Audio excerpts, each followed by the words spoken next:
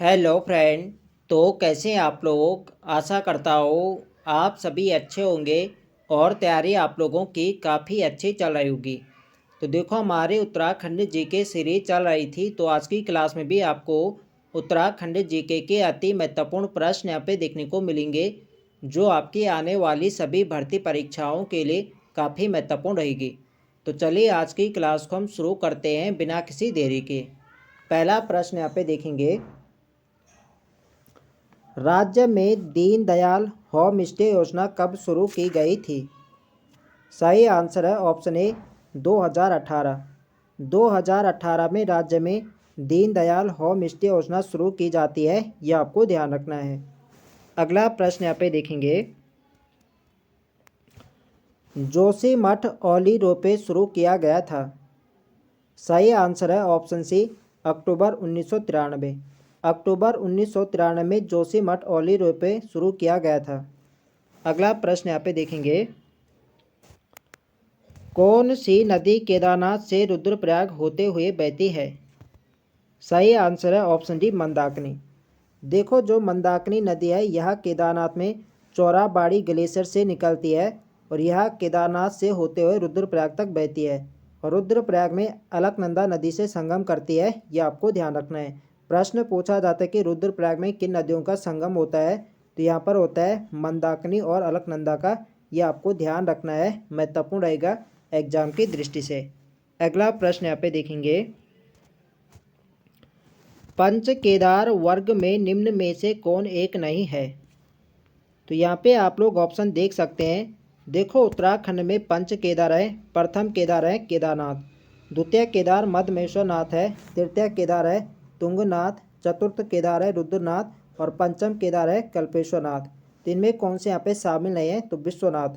तो विश्वनाथ पंच केदार में शामिल नहीं है, इसका सही आंसर होगा ऑप्शन डी।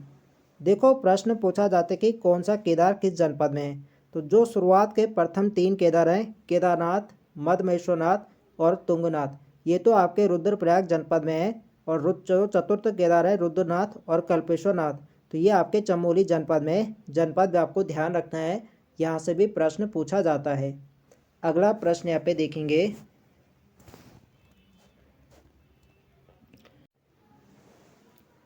उत्तराखंड का सबसे बड़ा हिमनद है। सही आंसर है ऑप्शन सी गंगोत्री हिमनद। देखो उत्तराखंड का जो सबसे बड़ा हिमनद है यह गंगोत्री हिमनद और किस जनपद में है, तो यह उत्तरकाशी जनपद में है।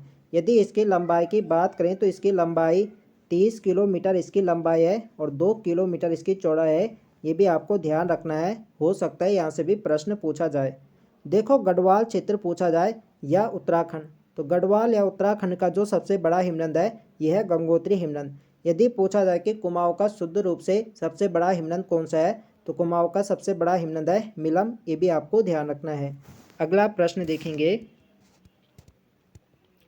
तो अगला प्रश्न यहाँ पे यही आ गया कि कुमाऊं का सबसे बड़ा हिमनद कौन सा है। तो कुमाऊं का सबसे बड़ा हिमनद या ग्लेशियर कौन सा है, तो ये मिलम हिमनद है। ऑप्शन यहाँ पे सही आंसर हो जाएगा। अगला प्रश्न देखेंगे, किस वर्ष बागेश्वर को जिला घोषित किया गया था। देखो बागेश्वर को जिला घोषित किया गया था 15 सितंबर। डेट भी आपको ध्यान रखना है, डेट भी पूछी जाती। तो 15 सितंबर 1997 को अल्मोड़ा जनपद से बागेश्वर को अलग किया गया था, यह आपको ध्यान रखना है। तो सही आंसर जाएगा सी के साथ। अगला प्रश्न देखेंगे, हेमकुंड झील कितने पर्वतों से घिरी हुई है। तो हेमकुंड झील जो है जिसे लोकपाल तीर्थ झील भी से कहा जाता है, यह आपके चमोली जनपद में है और ये जो घिरी हुई है ये 7 पहाड़ियों से घिरी है। इसका सही आंसर है ऑप्शन बी। बी इसके यहाँ पे राइट आंसर है। अगला प्रश्न देखेंगे, निम्न में से कौन सा स्थान कैलाश मानसरोवर से सबसे कम दूरी पर है। देखो इनमें से जो सबसे कम दूरी पर है कैलाश मानसरोवर से, यह है तवा घाट। इसका सही आंसर है ऑप्शन डी। डी इसके यहाँ पे बिल्कुल सही आंसर है। अगला प्रश्न देखेंगे, अस्कोट वन्य जीव अभ्यारण्य स्थित है। सही आंसर है ऑप्शन डी पिथौरागढ़। देखो जो अस्कोट वन्य जीव विहार है यहाँ पर सबसे ज़्यादा जो कस्तूरी मृग है ये यहीं पर पाए जाते हैं। इसकी स्थापना कब होती है, तो इसकी स्थापना होती है वर्ष 1986। यदि इसके क्षेत्रफल की बात करें तो इसका क्षेत्रफल 599.93 वर्ग किलोमीटर इसका क्षेत्रफल है, या मान के चलो लगभग 600 वर्ग किलोमीटर इसका क्षेत्रफल है। यह आपको ध्यान रखना है। अगला प्रश्न देखेंगे, पिथौरागढ़ से 165 किलोमीटर दूर स्थित वह स्थान जहां ऊनी वस्तुएं, कालीन एवं जड़ी बूटियां मिलती है। सही आंसर है ऑप्शन सी मुनस्यारी। सी यहाँ पे सही आंसर है। अगला प्रश्न देखेंगे, गांधी जी ने श्रीमद् भगवत गीता पर अपनी प्रसिद्ध भूमिका अनासक्ति योग कहाँ लिखी। तो महात्मा गांधी ने कब लिखी थी, तो ये लिखी आपकी कौसानी। देखो जून 1929 में महात्मा गांधी ने कुमाऊं की यात्रा करी थी और कौसानी बागेश्वर यहाँ पर लगभग यहाँ पे 12 दिनों तक यहाँ पे महात्मा गांधी यहाँ पे रुके थे। तो इन्हीं दिनों में महात्मा गांधी ने श्रीमद् भगवत गीता पर अपनी प्रसिद्ध भूमिका अनासक्ति योग यहीं पर लिखी थी। और कौसानी महात्मा गांधी को अत्यधिक प्रिय यहाँ पे लगा था। तो कौसानी को महात्मा गांधी ने भारत का स्विट्जरलैंड के नाम से विभूषित किया था। यह आपको ध्यान रखना है। अगला प्रश्न देखेंगे,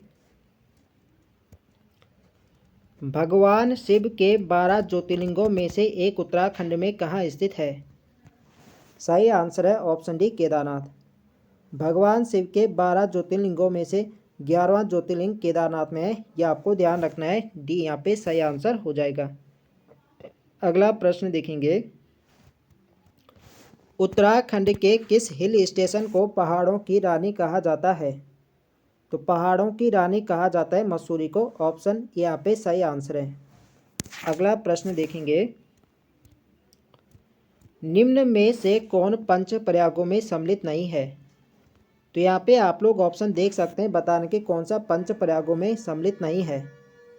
तो देखो जो पंच प्रयाग है उत्तराखंड के वो आपके विष्णु प्रयाग, नंद प्रयाग, कर्ण प्रयाग, देव प्रयाग और एक है रुद्र प्रयाग। तो केशव प्रयाग यहाँ पे शामिल नहीं है। इसका सही आंसर होगा ऑप्शन ए। ये इसके यहाँ पे सही आंसर है। देखो जो आपके प्रथम आपका प्रयाग है वो आपका विष्णु प्रयाग है, तब नंद प्रयाग है, फिर कर्ण प्रयाग है, उसके बाद रुद्र प्रयाग है, उसके बाद आपका देव प्रयाग है। इनका क्रम भी आपको ध्यान रखना है। अगला प्रश्न देखेंगे, निम्न में से कौन सा मंदिर 12 ज्योतिर्लिंगों में सम्मिलित है। तो 12 ज्योतिर्लिंगों में सम्मिलित है केदारनाथ। इसका सही आंसर जाएगा डी के साथ। अगला प्रश्न देखेंगे, पंच प्रयाग किन जिला समूह में स्थित है। तो देखो जो उत्तराखंड के पंच प्रयाग है मैंने आपको बताया था। पहला प्रयाग आपका विष्णु प्रयाग है, तब आपका नंद प्रयाग है, उसके बाद आपका कर्ण प्रयाग है। ये 3 प्रयाग आपके चमोली जनपद में है। और उसके बाद आपका रुद्र प्रयाग आपके रुद्रप्रयाग जनपद में है। देव प्रयाग आपके टिहरी में है। तो इसका सही आंसर क्या होगा ऑप्शन बी, चमोली, रुद्रप्रयाग और टिहरी। तो इन जनपदों में पंच प्रयाग। टिहरी में आपका देव प्रयाग हो गया, रुद्रप्रयाग में आपका रुद्रप्रयाग है, और चमोली में आपका विष्णु प्रयाग, नंद प्रयाग, कर्ण प्रयाग है। ये आपको ध्यान रखना है, महत्वपूर्ण रहेगा एग्जाम की दृष्टि से। अगला प्रश्न है हमारा, उत्तराखंड के चारों धाम गंगोत्री, यमुनोत्री, बद्रीनाथ, केदारनाथ किन जिला समूह में स्थित है। देखो गंगोत्री और यमुनोत्री तो आपके उत्तरकाशी में हो गए, बद्रीनाथ आपके चमोल हो गया, और केदारनाथ आपके कहाँ होगा रुद्रप्रयाग में। तो इसका सही आंसर क्या होगा उत्तरकाशी, चमोली और रुद्रप्रयाग। तो उत्तरकाशी, रुद्रप्रयाग और चमोली होगा आपका ऑप्शन सी। सी यहाँ पे सही आंसर हो जाएगा। अगला प्रश्न देखेंगे, उत्तराखंड के किस जनपद में केदारनाथ मंदिर स्थित है। तो केदारनाथ मंदिर आपके रुद्रप्रयाग में है। ऑप्शन डी यहाँ पे सही आंसर हो जाएगा। गंगोत्री, यमुनोत्री आपके उत्तरकाशी में है, केदारनाथ रुद्रप्रयाग होगा, और बद्रीनाथ आपके चमोली में। अगला प्रश्न देखेंगे, निम्न पंच केदारों में से कौन रुद्रप्रयाग जनपद में स्थित है।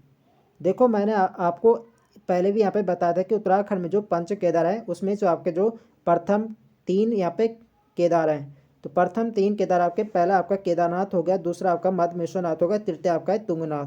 तो ये तीनों आपके क्या हैं रुद्रप्रयाग जनपद में है। बाकी जो आपका चतुर्थ केदार है रुद्रनाथ, और आप पंचम केदार है कल्पेश्वरनाथ, ये आपके चमोली में है। तो इस प्रश्न का सही आंसर क्या होगा ऑप्शन डी होगा सभी। ये तीनों जो आपके केदार हैं ये आपके रुद्रप्रयाग जनपद में है। अगला प्रश्न देखेंगे, राज्य के चारों धामों में सर्वाधिक ऊंचाई पर स्थित धाम है। तो राज्य में चारों धामों में जो सर्वाधिक ऊंचाई पर है वो आपका कौन सा है केदारनाथ। इसका सही आंसर होगा ऑप्शन बी। देखो सबसे अधिक ऊंचाई पर केदारनाथ है, तब आपका यमुनोत्री धाम है, फिर आपका बद्रीनाथ है, फिर आपका है गंगोत्री। ये क्रम भी आपको ध्यान रखना है, क्रम भी लगाने को पूछा जाता है। यदि केदारनाथ की हाइट की बात करें तो केदारनाथ जो है ये आपके 3584 मीटर की हाइट पर है समुद्र तल से। ये आपको ध्यान रखना है, हाइट भी पूछी जाती है। अगला प्रश्न देखेंगे, राज्य में सर्वाधिक ऊंचाई पर स्थित मंदिर है। देखो अभी यहाँ पे बात हुई कि चारों धामों, तो चारों धामों में जो सर्वाधिक ऊंचाई पर है वो आपका है केदारनाथ। अब यहाँ पे बात हो रही कि राज्य में सर्वाधिक ऊंचाई पर स्थित मंदिर है, तो राज्य में जो सर्वाधिक ऊंचाई पर स्थित मंदिर है वह है तुंगनाथ। इसका सही आंसर है ऑप्शन सी। तुंगनाथ जो है ये आपके समुद्र तल से 3680 मीटर की हाइट पर है। ये आपको ध्यान रखना है, इंपॉर्टेंट रहेगा एग्जाम की दृष्टि से। अगला प्रश्न देखेंगे, देखो फ्रेंड्स वीडियो पसंद आ रही तो फ्रेंड्स वीडियो को लाइक करें, शेयर करें, और जो लोग चैनल पर नए हैं चैनल को सब्सक्राइब करें। अगला प्रश्न है हमारा, विद्वानों के अनुसार प्राचीन खांडवन वर्तमान में कहाँ है। तो विद्वानों के अनुसार जो प्राचीन खांडवन है ये वर्तमान में कहाँ है, तो ये आपके हरिद्वार जनपद में, ऑप्शन ये यहाँ पे सही आंसर है। अगला प्रश्न देखेंगे, निम्न में से कौन सा मंदिर रानीखेत के निकट स्थित है। सही आंसर है आपका ऑप्शन बी कोटमाय। कोटमाय मंदिर रानीखेत के निकट है, ऑप्शन बी यहाँ पे सही आंसर है। अगला प्रश्न देखेंगे, बद्रीनाथ विशाल बद्री मंदिर के आसपास निम्न में से क्या नहीं है। तो बद्रीनाथ को विशाल बद्री भी कहा जाता है, तो बताने के इसके आसपास क्या नहीं है। तो बद्रीनाथ के सामने पे पंचधाराएँ हैं, पंचशिलाएँ हैं, पंचकुंड है, पंच गुफाएं यहाँ पे नहीं है, तो इसका सही आंसर जाएगा डी के साथ।